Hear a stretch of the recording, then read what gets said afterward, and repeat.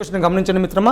ఒక వ్యక్తి కాలినడకతో తన గమ్యస్థానాన్ని చేరి తిరిగి సైకిల్ మీద ప్రయాణించి తన స్థానం చేరుటకు 8 గంటల సమయం పట్టును. అలా కాకుండా ఇరువైపులా సైకిల్ మీద ప్రయాణించిన 2 గంటల తక్కువ సమయము, అంటే మొదట 8 గంటలు పట్టింది, ఇప్పుడు 2 గంటలు తక్కువ అంటే ఎన్ని గంటలు పడుతుంది? 6 గంటలు పడుతుంది పట్టును. అయితే ఇరువైపులా కాలినడకతో ప్రయాణించిన ఎంత సమయం పట్టును? చిన్న లాజిక్ క్వశ్చన్ అండి. ఏమవుతుంది చెప్పండి. ఇక్కడ కాలినడక ప్లస్ సైకిల్ ఎంత పట్టింది? 8 గంటలు. అలా కాకుండా సైకిల్ ప్లస్ సైకిల్ ఎంత పట్టింది? 2 గంటలు తక్కువ అన్నాడు. అంటే 8 గంటలు మైనస్ 2 గంటలు ఎన్ని గంటలు అవుతుంది? 6 గంటలు. సైకిల్ ప్లస్ సైకిల్ 6 గంటలు అయితే 2 సైకిళ్ళు అవుతాయండి. ఎన్ని గంటలు? 6 గంటలు కూడాలి. అప్పుడు ఒక సైకిల్ మీద పోవడానికి ఎంత? 6/2 ఎన్ని గంటలు? 3. అంటే దాని అర్థం ఏమి? పోవడానికి 3 గంటలు, రావడానికి 3 గంటలు పడుతుంది. చూడండి, పైదాన్ని సబ్స్టిట్యూట్ చేద్దాం ఆ విషయం. కాలినడక ప్లస్ సైకిల్ ఉంది ఈక్వల్ ఎంత? 8. అప్పుడు కాలినడక ప్లస్ సైకిల్ ఎంత? 5 ఈక్వల్ టు 8. కాలినడక ఈక్వల్ టు 8 మైనస్ 5 ఎంత అవుతుంది? 3. సారీ, సైకిల్ 3 కదండి, 3. కాబట్టి 8లో 3 పోతే ఎంత? 5. కాబట్టి కాలినడకన పోవడానికి ఎన్ని కిలోమీటర్లు అవుతుంది? 5 కిలోమీటర్లు, అంటే 5 గంటలు పడుతుంది. అయితే పొయ్యి రావడానికి అన్నాడు. సింపుల్గా ఏమవుతుంది? 5 + 5 ఎంత? 10. సో పొయ్యి రావడానికి అంటే ముందుకు పోయి వెనక్కి రావడానికి 5 + 5 గంటలు ఎంత గంటలు? 10 గంటలు. అంతే. ఎక్స్ల జోలికి వైల జోలికి వెళ్ళొద్దండి. సింపుల్గా ఇలా వేసుకుంటే లెక్క. కాలినడక ప్లస్ సైకిల్, సైకిల్ సైకిల్ వేసుకుంటే లెక్క ఈజీగా అయిపోతుంది. క్వశ్చన్ చూడ్డానికే పెద్దగా ఉంటుందండి, ఆన్సర్ చేసే విధానం చిన్నగానే ఉంటుంది. చూడండి, 2 బస్సుల యొక్క వేగాల మధ్య నిష్పత్తి ఎంత ఇచ్చాడండి? 7:8 ఇచ్చాడు. అయితే అవి గమ్యస్థానం చేరే కాలాల నిష్పత్తి ఎంత? సో గుర్తుపెట్టుకోండి, వేగాల నిష్పత్తికి కాలాల నిష్పత్తి ఏ పాతం అండి? విలోమ నిష్పత్తిలో ఉండును. అంటే అర్థమేమి? అది అవతలికి ఇది ఇవతలికి వేసేస్తే అయిపోతుంది. కాబట్టి కాలాల నిష్పత్తి ఏమవుతుంది అంటే 8:7. మీరు ఒక డౌట్ రావచ్చు, సార్ 2 ఉన్నాయి కాబట్టి తిప్పించేస్తారు. ఒకవేళ 3 ఉంటే చూడండి, ఎగ్జాంపుల్గా చూద్దాం. వేగాల నిష్పత్తి వేద్దాం, 3 వేద్దామండి. 2:3:1. అప్పుడు కాలాల నిష్పత్తి ఎంత? దీనికి యాక్చువల్ నిష్పత్తి ఏం రాయాలంటే అండి 1/2:1/3:1/1. 1/1 అంటే నథింగ్ బట్ 1. అయితే భిన్నాలు నిష్పత్తిలో ఉండకూడదు, మళ్ళీ దానికి సాగు తీసి చేసుకోవాల్సి వస్తుంది. అలా కాకుండా మనం చేసే సింపుల్ ట్రిక్ చూడండి. ఇక్కడ 2 మూసేయండి, మిగిలిన 2 పదాలు వచ్చిందండి. 3 1 3 ఫస్ట్ వర్డ్ అయిపోయింది ఈస్టు. నెక్స్ట్ 3 మూసేయండి, మిగిలిన 2 పదాలు వచ్చిందండి. 2 1 2. నెక్స్ట్ 1 మూసేయండి, మిగిలిన 2 పదాలు వచ్చిందండి. 2 3 6. సో 3:2:6. దట్ సింపుల్ అయిపోతుంది. సో ఇలా చేయడం వల్ల మనకేమవుతుంది? విలోమ నిష్పత్తి కూడా వస్తుంది. అంటే వేగాలకు ఆ యొక్క కాలాలు అనేది ఏ నిష్పత్తిలో ఉంటుంది? విలోమ నిష్పత్తిలో ఉంటుంది. నెక్స్ట్ క్వశ్చన్ చూడండి. A, Bలు గమ్యస్థానం చేరే కాలాల మధ్య నిష్పత్తి 3:4. ఏ ట్రైను 5 గంటలకు 20 కిలోమీటర్ల దూరం పోయినది? చూడండి, A, Bల గమ్యస్థానాలను చేరే కాలాల నిష్పత్తి ఎంత ఇచ్చాడు మనకు క్వశ్చన్లో? 3:4. అప్పుడు వేగాల నిష్పత్తి ఎంత అవుతుంది? రివర్స్ అవుతుంది, విలోమ నిష్పత్తి కాబట్టి 4:3. అయితే లాజిక్ ఏమి ఇచ్చారంటే ఏ ట్రైను 5 గంటలకు 200 కిలోమీటర్లు పోతుంది అంటాం.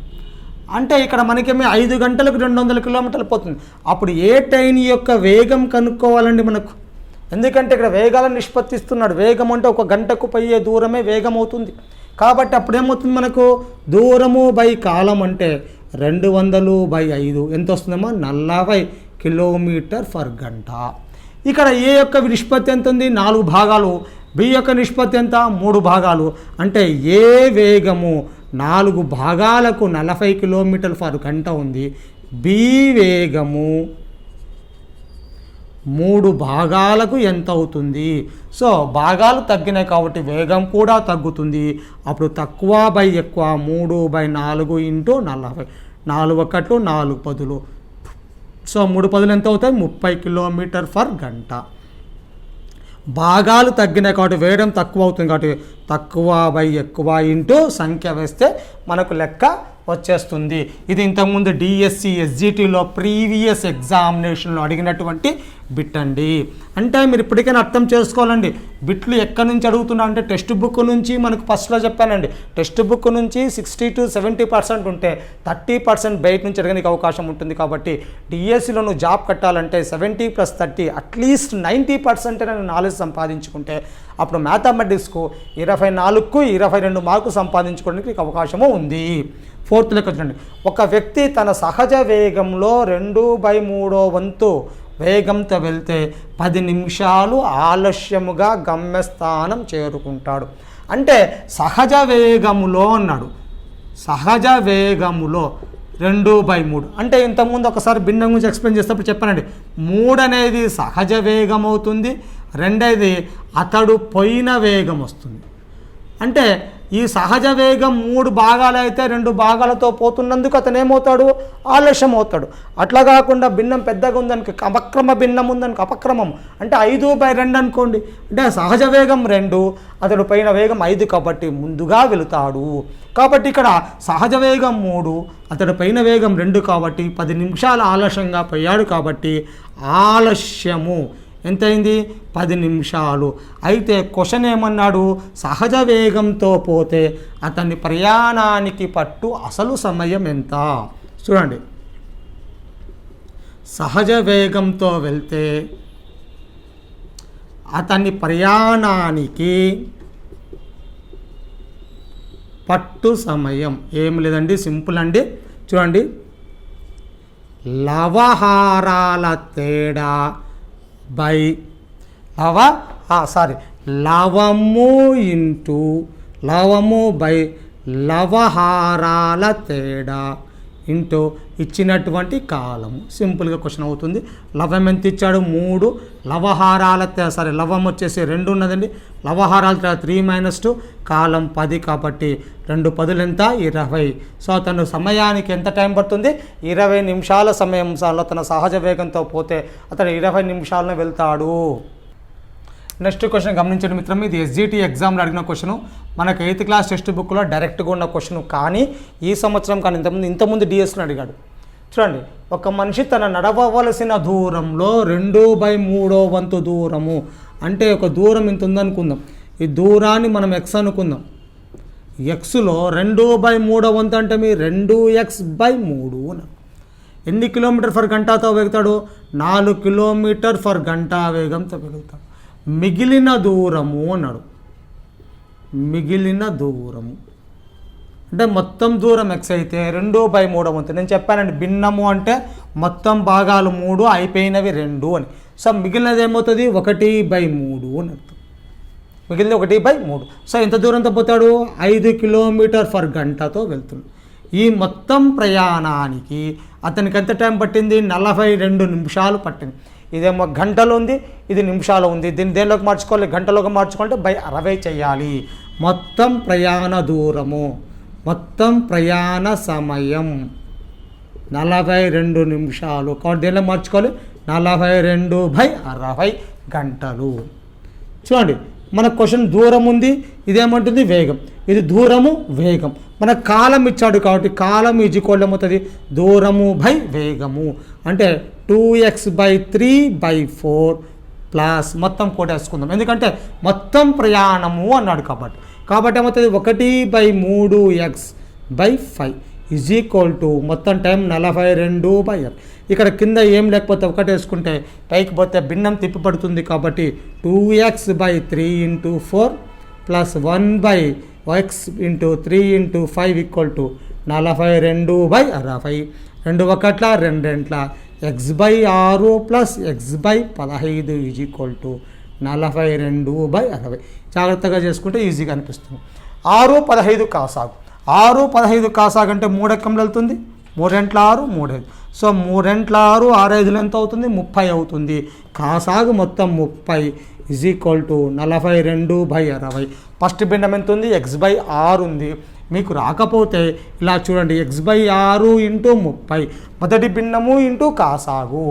6 1 6 5 కాబట్టి ఏమవుతుంది? 5x ప్లస్ రెండో భిన్నం ఎంత ఉంది? x/15 into 30. 15 1 15 2x. 5x 2x ఎంత? 7x/30 equal to 42/60. చెప్పాను, సమానత్వపు గుర్తులో ఉంటే లవము కొట్టేసుకోవచ్చు, హారం కూడా కొట్టేయచ్చు. 30 1 32 6 7 1 7 72 42 2 1 2 3. సో దూరం ఈక్వల్ ఎంత అవుతుంది? 3 కిలోమీటర్లు. అంటే అతను మొత్తం ప్రయాణించిన దూరం ఎంత? 3 కిలోమీటర్లు. చూడండి, అతడు మొత్తం ప్రయాణించిన దూరము 3 కిలోమీటర్లు. ఈ లెక్కను ఎస్జిటి ఎగ్జామ్లో ఇచ్చాడు కాబట్టి కొంచెం జాగ్రత్తగా చేసుకుంటే మనకి ఈజీగా అనిపిస్తుంది. నెక్స్ట్ కాన్సెప్ట్ ఏమిటంటే సరాసరి వేగము. ఇది డిఎస్సిలో ఇంతకుముందు ప్రీవియస్ ఎగ్జామ్లో ఒక బిట్ అడిగాడండి, మళ్ళీ చాలా రోజులు అడక్క. కానీ ఎందుకైనా సరే కాన్సెప్ట్ ఉంటుంది, నేర్చుకోండి. ఈ సరాసరి వేగం కనుక్కోవాలంటే అవి ప్రయాణించిన దూరములు సమానంగా ఉండాలి.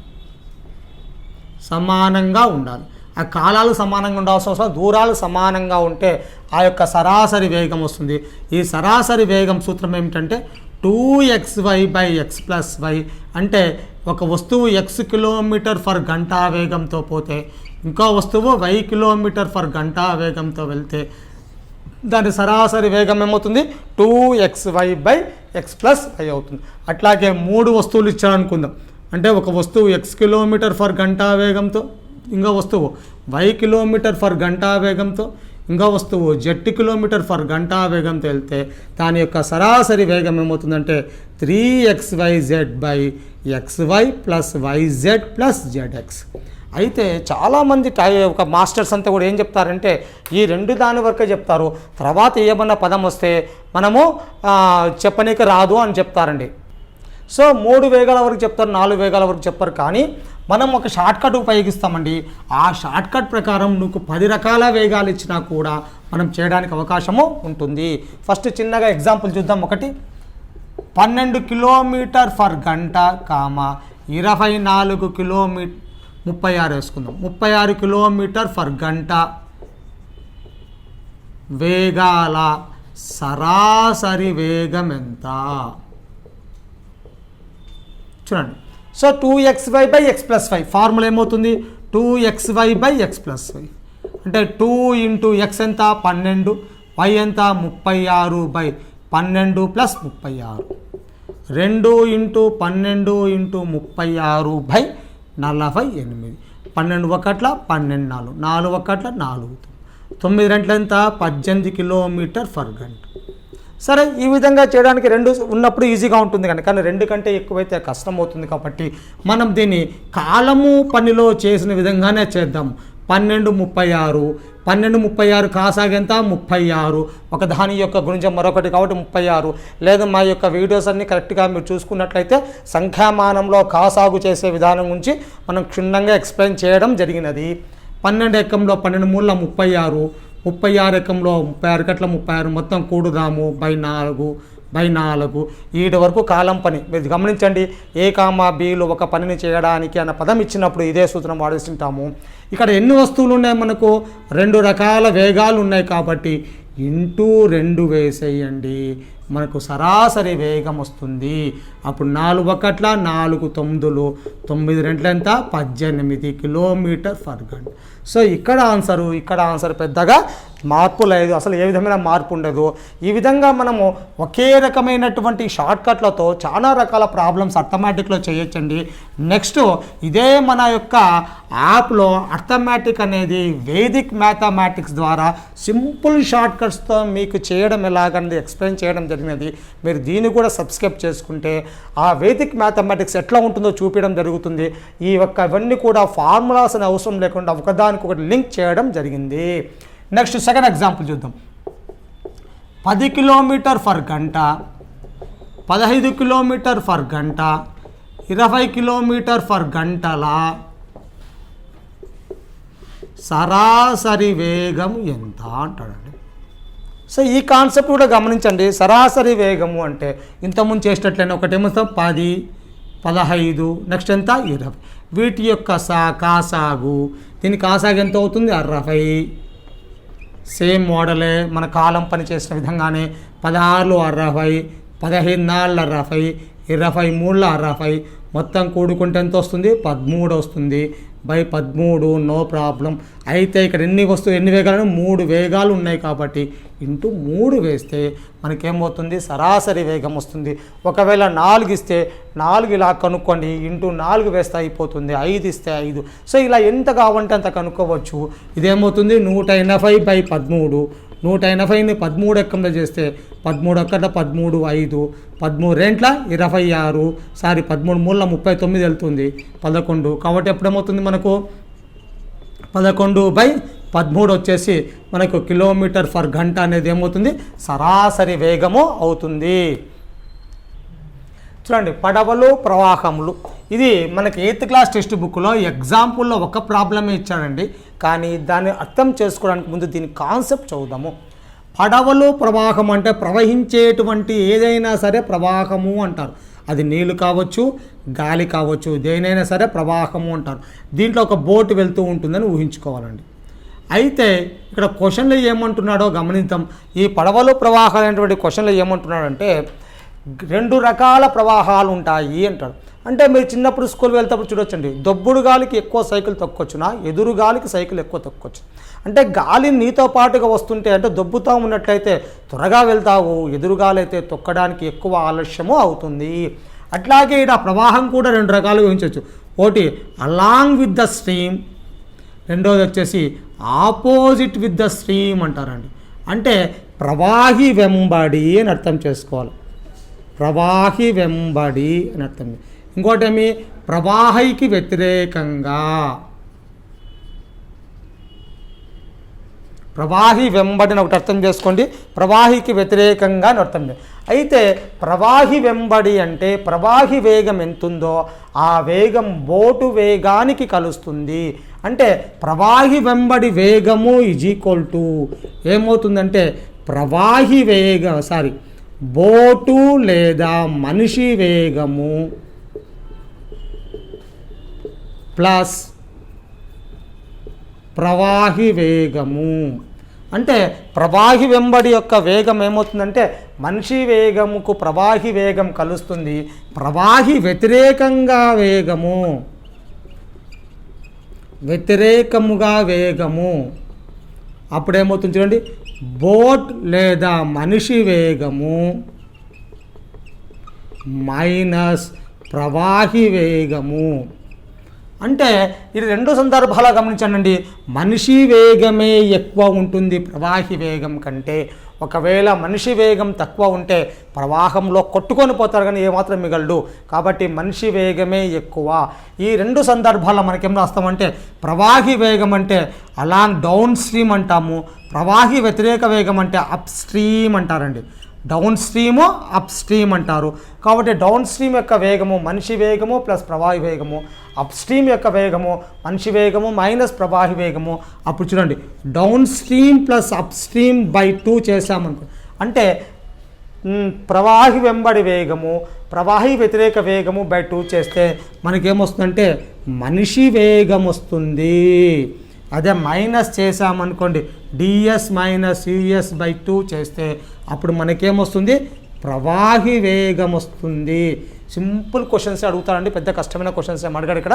అయితే మనం గుర్తుపెట్టుకోవాల్సిన ప్రవాహి వెంబడి వేగం ఎప్పటికైనా సరే మనిషి వేగానికి ప్రవాహి వేగం కలవాలి, వ్యతిరేక వేగం మనిషి వేగం నుండి ప్రవాహి వేగం తీసుకోవాలి. ఈ 2 సందర్భాలలో కూడా మనిషి యొక్క వేగమే ఎక్కువగా ఉంటుంది కానీ ప్రవాహి యొక్క వేగం ఎక్కువగా ఉండదు. చూడండి, ఒక 2 చిన్న లాజికల్ క్వశ్చన్స్ గమనిద్దాము. దాని యొక్క క్వశ్చన్స్ ఎట్లా అడుగుతున్నాడో చూస్తే దాని ప్రకారం మనం క్వశ్చన్స్ కొద్దిగా ఫామ్ చేయడానికి అవకాశము ఉంటుంది. నెక్స్ట్ క్వశ్చన్ చూడండి, ఒక మనిషి యొక్క వేగము 5 కిలోమీటర్ ఫర్ గంట, ప్రవాహి వేగం 3 కిలోమీటర్ పర్ గంట అయితే ప్రవాహి వెంబడి వేగము ప్రవాహి వ్యతిరేక దిశలో వేగం ఎంత? అంటే క్వశ్చన్ ఏమి ఇచ్చాడు ఇక్కడ? మనిషి వేగం ఇచ్చాడు. మనిషి వేగం ఎంత ఇచ్చాడు మనకు? 5 కిలోమీటర్ పర్ గంట ఇచ్చాడు. నెక్స్ట్ టైం ఇచ్చాడు ప్రవాహి వేగం ఇచ్చాడు. ప్రవాహి వేగం ఎంత ఇచ్చాడు? 2 కిలోమీటర్ పర్ గంట.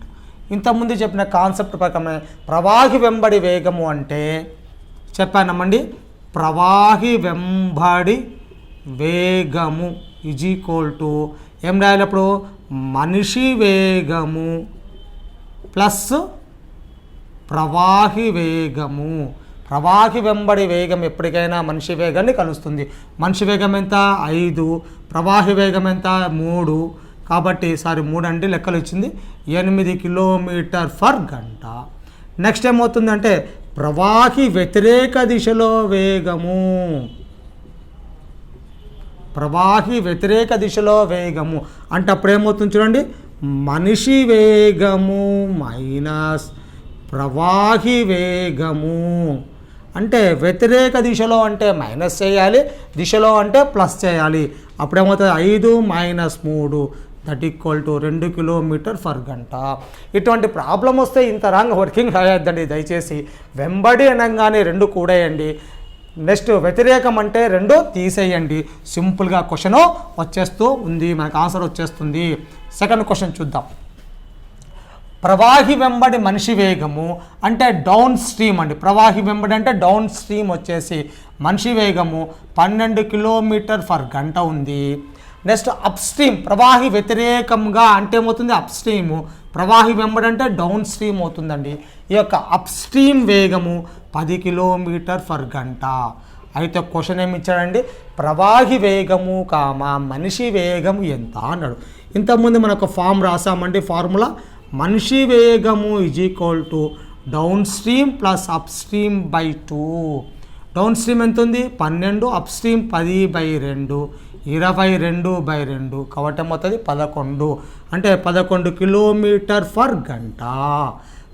ప్రవాహి వేగము, ప్రవాహి వేగం అంటే మీ down stream minus up stream by 2. Down stream ఎంత ఉంది? 12, అప్ స్ట్రీమ్ 10/2, 2/2 కాబట్టి ఎంత? 1 కిలోమీటర్ పర్ గంట. చెప్పానండి మనిషి వేగమే ఎక్కువ ఉంటుంది ప్రవాహి వేగం కంటే కూడా. కాబట్టి మనిషి వేగం అంటే 2 కూడి బై చేయండి, ప్రవాహి వేగం అంటే 2 తీసేసి బై 2 చేయండి. నెక్స్ట్ 3వ క్వశ్చన్ చూడండి. నిశ్చల నీటిలో ఒక పడవ యొక్క వేగం 5 కిలోమీటర్ పర్ గంట, ప్రవాహి వేగం 2 కిలోమీటర్ పర్ గంట అయితే 21 కిలోమీటర్ల దూరం ప్రవాహి దిశలో అంటే ఐడియా రావాలంటేనే మనిషి వేగము ప్లస్ ఆ యొక్క ప్రవాహి వేగము లేదా పడవ వేగము ప్లస్ మనిషి వేగము ప్రవాహి వ్యతిరేక దిశలో మైనస్ చేస్తే దూరం ఎంత అని చూడండి. క్వశ్చన్ ఏమి ఇచ్చాడు? పడవ వేగము అని ఇచ్చాడు. పడవ వేగం ఎంత ఇచ్చాడు చూడండి, 5 కిలోమీటర్ పర్ గంట అని ఇచ్చాడు. ప్రవాహి వేగం ఎంత ఇచ్చాడు? 2 కిలోమీటర్ పర్ గంట ఇచ్చాడు. అయితే దూరం ఎంత ఇచ్చాడు క్వశ్చన్లో? దూరము ఈజ్ ఈక్వల్ టు 21 కిలోమీటర్లు ఇచ్చాడు. ప్రవాహి దిశలో అంటే డౌన్ స్ట్రీమ్గా పోయేటప్పుడు అన్నాడు. డౌన్ స్ట్రీమ్ పోయేటప్పుడు వేగం ఎంత అవుతుందని చెప్పాము? వేగం ఈజ్ ఈక్వల్ టు ఆ 2 కూడా లేవి పడవ వేగము ప్లస్ ప్రవాహి వేగము, పడవ వేగము ప్లస్ ప్రవాహి వేగము. పడవ వేగం 5, ప్రవాహి 2, 7 అంటే 7 కిలోమీటర్ పర్ గంట. దూరం 21 ఉంది, వేగం 7 ఉంది కాబట్టి కాలం మనకు తెలుసండి. కాలము ఈజ్ ఈక్వల్ టు దూరము బై వేగము 21/7 3 గంటలు. కథం. ఇప్పుడు అప్ స్ట్రీమ్ అంటే వ్యతిరేక దిశలో అప్ స్ట్రీమ్ యొక్క వేగం ఎంత అవుతుంది? ఆల్రెడీ మనం డిస్కస్ చేసాం. ఏది? పడవ వేగము మైనస్ ప్రవాహి వేగము. పడవ వేగం ఎంత ఉంది? 5, ప్రవాహి వేగం ఎంత ఉంది? 2 కాబట్టి తీసేస్తే ఎంత? 3 కిలోమీటర్ పర్ గంట అవుతుంది. ఇప్పుడు కాలము ఎంత అవుతుంది చూడండి, దూరము బై వేగం కాబట్టి 21/3 7 కిలోమీటర్ పర్ గంట. గమనించండి, ప్రవాహి వెంబడి పోవడానికి తక్కువ సమయం పడుతుంది, ప్రవాహి వ్యతిరేక దిశలో పోవడానికి ఎక్కువ సమయం పడుతుంది. ఎందుకు అంటే ప్రవాహి వెంబడైతే ఆ పడవ వేగానికి ప్రవాహి వేగం కలుస్తుంది కాబట్టి ప్రవాహి వ్యతిరేక దిశలో ఏమవుతాయి, పడవ వేగానికి ప్రవాహి వేగం తీసేయడం జరుగుతుంది. చూడండి నెక్స్ట్ క్వశ్చన్. ఒక ప్రవాహి వేగం ఎంత ఇచ్చాడు, 2 కిలోమీటర్ పర్ గంట. నెక్స్ట్ సెకండ్ క్వశ్చన్ ఏమి ఇచ్చాడు, 2 పట్టణాల మధ్య దూరము ఒక మనిషి ఈదుటకు, అంటే ఇక్కడ ఒక పట్టణం ఇక్కడ ఒక పట్టణం, ఒక మనిషి ఈదుటకు ప్రవాహి తీసుకున్న సమయంలో 2 రెట్ల సమయాన్ని ప్రవాహి వ్యతిరేక దిశలో తీసుకుంటాడు. అంటే ప్రవాహి దిశలో 1 గంట పడితే ప్రవాహి వ్యతిరేక దిశ ఎంత పడుతుంది, 2 గంటలు పడుతుంది అని అర్థం. అంటే ఒకటి డౌన్ స్ట్రీము, ఇంకోటి ఏమవుతుంది అప్ స్ట్రీమ్. డౌన్ స్ట్రీమ్లో ఏం చెప్పాను, ప్రవాహి వేగము ప్లస్ మనిషి వేగము. ఇక్కడ మనిషి వేగం ఇవ్వలేదండి. సో మనిషి వేగము ఈజ్ ఈక్వల్ టు మనం x కిలోమీటర్ పర్ గంట అనుకుందాము. సో ప్రవాహి వేగం డౌన్ స్ట్రీమ్ అవుతుంది మనిషి వేగము ప్లస్ ప్రవాహి వేగం ఎంత 2. అప్ స్ట్రీమ్ ఏమవుతుంది మనిషి వేగము మైనస్ ప్రవాహి వేగము. చూడండి, అయితే క్వశ్చన్ ఏమన్నాడు, అకార్డింగ్ టు ప్రవాహం ఏమన్నాడు, ప్రవాహి దిశలో తీసుకునే సమయము ఈజ్ ఈక్వల్ టు 2 ఇంటూ ప్రవాహి వ్యతిరేక దిశలో తీసుకునే సమయము. ప్రవాహి దిశలో తీసుకునే సమయం ఈజ్ ఈక్వల్ టు 2 ఇంటూ ప్రవాహి వ్యతిరేక దిశలో సమయము. ప్రవాహి దిశలో అంటే ఏం లేదు కాబట్టి x+2 వేసుకున్నాం అనుకోండి, ఇక్కడ ఎంత ఉంటుంది 1 వేసుకుందాము. ఇక్కడ 2 రెట్లు అంటే 2 రాసుకుందాము. వ్యతిరేక దిశలో ఏమవుతుంది x-2 అవుతుంది. సో అప్పుడు ఏమవుతుంది చూడండి, x+2 is equal to 2 into x ఎంత 2x, 2 2 ఎంత 4, -4 యువతలు తెచ్చుకుందాం, ప్లస్ x అవతలు పంపిద్దాము. 2 + 4 = 2x - x, x = 6. అంటే x ఏమనుకున్నాం మనం, మనిషి వేగం అనుకున్నాం కాబట్టి దేర్ఫోర్ మనిషి వేగము 6 కిలోమీటర్ పర్ గంట. చూడండి, ఈ విధంగా మీరు ప్రాక్టీస్ చేసుకుంటే ఈ పడవలో ప్రవాహాల అంశం చాలా సింపుల్గా పోవడానికి అవకాశము ఉంటుంది. నెక్స్ట్ కాన్సెప్ట్ ఏంటంటే సాపేక్ష వేగము, రిలేటివ్ స్పీడ్ అండి.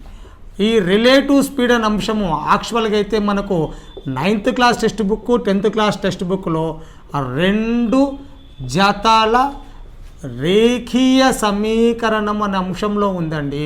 ఇది స్కూల్ అసిస్టెంట్ రాసే వాళ్ళకి కానీ టెట్ పేపర్ 2 రాసే వాళ్ళకు కూడా ఇంపార్టెంట్ అవుతుంది. కానీ కాన్సెప్ట్ తెలియడం వలన రేపొద్దున పేపర్ 1లో ఇచ్చిన ఇబ్బంది పడాల్సిన అవసరం లేదు. సాపేక్ష వేగం అంటే 2 వస్తువులు లేదా 2 వాహనాలు ఒకే దిశ లేదా సమాంతర దిశలో ప్రయాణిస్తే వాటి సాపేక్ష వేగము ఏమవుతుందండి, వేగాల తేడా చేయాలి. ఈ కాన్సెప్ట్ గుర్తుపెట్టుకోండి చాలు. అంటే ఒక పరుగు పందెంలో పాల్గొన్న వ్యక్తులు కావచ్చు, 2 పక్క లైన్ల మీద పోయేటువంటి ట్రైన్స్ కావచ్చు, ఆ విధంగా పోతే వాటి సాపేక్ష వేగం ఏమవుతుంది, వేగాల తేడా చేయాలి. అట్లే కాకుండా 2 వస్తువులు వ్యతిరేక దిశలో వస్తుంటే, అంటే they are moving in opposite direction దిశలో వస్తే వాటి యొక్క సాపేక్ష వేగము ఏం చేయాలి, వేగాలను కూడాలి. అంతే కాన్సెప్ట్. 2 ఒకే దిశలో పోతే తీసేయండి, 2 వేరు దిశలో వస్తే కూడండి. దొంగ పోలీస్ అంటే అవి ఒకే దిశలో పోతుంటాయి కాబట్టి ఖచ్చితంగా ఏం చేయాలి, వేగాల తేడానే చేయాలి.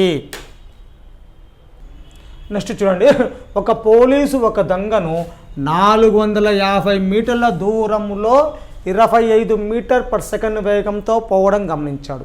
అంటే దొంగకు పోలీసుకు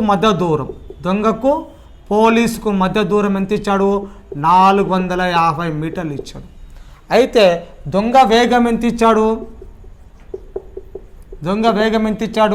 25 మీటర్ పర్ సెకండ్ ఇచ్చాడు. దొంగ వేగం ఎంత ఇచ్చాడు, 25 మీటర్లు పర్ సెకండ్ వేగం ఇచ్చాడు. నెక్స్ట్ పోలీస్ వేగం ఎంత ఇచ్చాడు, పోలీస్ వేగం ఎంత ఇచ్చాడు 40 మీటర్ పర్ సెకండ్ ఇచ్చాడు. అయితే దొంగను పోలీసు పట్టుకోవడానికి దొంగ పైన రూట్లోనే పోవాలి. అంటే దొంగ పోలీసు సమాంతర దిశలో పోతారు. ఈ సమాంతర దిశలో పోతారు కాబట్టి వాటి యొక్క సాపేక్ష వేగం ఏం చేయాలి? వేగాల తేడా చేయాలి. సో దీని వేగం 40, దీని వేగం 20 అవుతుంది. మొత్తం ఎంత అవుతుంది మనకు? 20 కిలోమీటర్ ఇది వచ్చేసి 25 కాబట్టి 25 అవుతుంది. 40లో 25 పోతే అవుతుంది 15 మీటర్ పర్ సెకండ్ అవుతుంది. సో దీని యొక్క వేగాల తేడా ఎంత అవుతుంది? 15 మీటర్లు పర్ సెకండ్ అవుతుంది. దూరం ఎంత ఇచ్చాడు? 450. వేగం ఎంత ఇచ్చాడు? 15 మీటర్లు, 15 మీటర్ పర్ సెకండ్. సో ఇప్పుడు పట్టుకునే సమయము ఏమవుతుంది? 450/15. ఎందుకు? దూరము బై వేగం కాబట్టి 15 ఒకటిలో 15 30లు 30 సెకండ్లు. అంటే పోలీసు బయలుదేరిన 30 సెకండ్ల తర్వాత దొంగను పట్టుకుంటాడు. బాగా గుర్తుపెట్టుకోండి, పోలీసు నుంచే తీసుకోవాలి. ఎందుకంటే పోలీసు దొంగను పట్టుకుంటాడు కాబట్టి పోలీసు బయలుదేరిన 30 సెకండ్ల తర్వాత దొంగను పట్టుకుంటాడు. నెక్స్ట్ క్వశ్చన్, ఎంత దూరము అన్నాడు కాబట్టి పట్టుబడే దూరం = పోలీసు వేగము ఇంటూ కాలము. ఎందుకంటే ఎవరైతే ఎన్నికలపై ఉంటాడో అతని వేగాన్నే వేసుకోవాలి. సో పోలీస్ వేగం ఎంత? 40, కాలం ఎంత? 30. కాబట్టి ఎంత? 1200 మీటర్ల దూరంలోనే పట్టుకుంటాడు. అంటే వాళ్ళ గ్యాప్ 400 అయినప్పటికీ ఆ దొంగ తిరిగి మనం పారిపోతూనే ఉంటాడు కాబట్టి ఆ పోలీసు కూడా పరిగెత్తుకుంటూ పోయి 1200 మీటర్ల తర్వాత అతను పట్టుకుంటాడు. చూడండి, దొంగ, పోలీసు, టామ్ అండ్ జెర్రీ ఇలాంటి పదాలు వచ్చినప్పుడు మనం ఏం చేయాలి? సమాంతర దిశ తీసుకోవాలి. సమాంతర దిశ తీసుకుంటే ఆ సాపేక్ష వేగం ఏమవుతుంది? వేగాల యొక్క తేడా అవుతుంది. నెక్స్ట్ గమనించండి క్వశ్చన్. ఒక దొంగ మధ్యాహ్నం 2 గంటలకు బయలుదేరాడు. ఒక కారును తీసుకొని బయలుదేరాడు. అయితే ఎంత km/h వేగంతో పోతున్నాడు? 60 km/h వేగంతో పోతుంది. అది గమనించిన పోలీసు 3 గంటలకు, అంటే దొంగ 2 గంటలకు పోయాడు, పోలీసు 3 గంటలకు వచ్చాడు. 80 km/h వచ్చాడు. చూడండి, దొంగ 2 గంటలకు బయలుదేరాడు. ఎంత వేగము? చూడండి, వేగం ఎంత ఇచ్చాడు అతనిది? 60 km/h బయలుదేరాడు. అయితే పోలీసు ఏం చేశాడంటే 3 గంటలకు 80 km/h ఇచ్చాడు. పై లెక్కలు అయితే దొంగకు పోలీసుకు మధ్య దూరం ఇచ్చాడు. ఈ లెక్కలో దొంగకు పోలీసుకు మధ్య దూరం ఇవ్వలేదు. మనం కనుక్కోవాలి. ఎలా కనుక్కోవాలంటే 2 గంటలకు బయలుదేరాడు, 3 గంటలకు బయలుదేరాడు. అంటే వీనికి మధ్య గంట ఎంత? గంట 1 గంట. 1 గంట దొంగ ముందు బయలుదేరాడు కాబట్టి 1 గంటలో ఎంత దూరం పోయింటాడు దొంగ? 60 కిలోమీటర్లు పోయింటాడు. అది గుర్తుపెట్టుకోవాలి. 1 గంటలో దొంగ 60 కిలోమీటర్ల దూరం పోయాడు అని గుర్తురావాలి. ఎందుకంటే దొంగ 2 గంటలకు, పోలీసు 3 గంటలకు, గంట సేపు ఉంది కాబట్టి. ఇంకా సేమ్ ఇద్దరు ఒకటే దిశలో కాబట్టి, దొంగ పోలీసు ఒకే దిశలో కాబట్టి సాపేక్ష వేగము ఏమవుతుందండి? వేగాల తేడా అవుతుంది. అంటే 80 - 60 20 km/h. ఇంకేముందండి? దూరం ఉంది, వేగం ఉంది కాబట్టి పట్టుబడే సమయము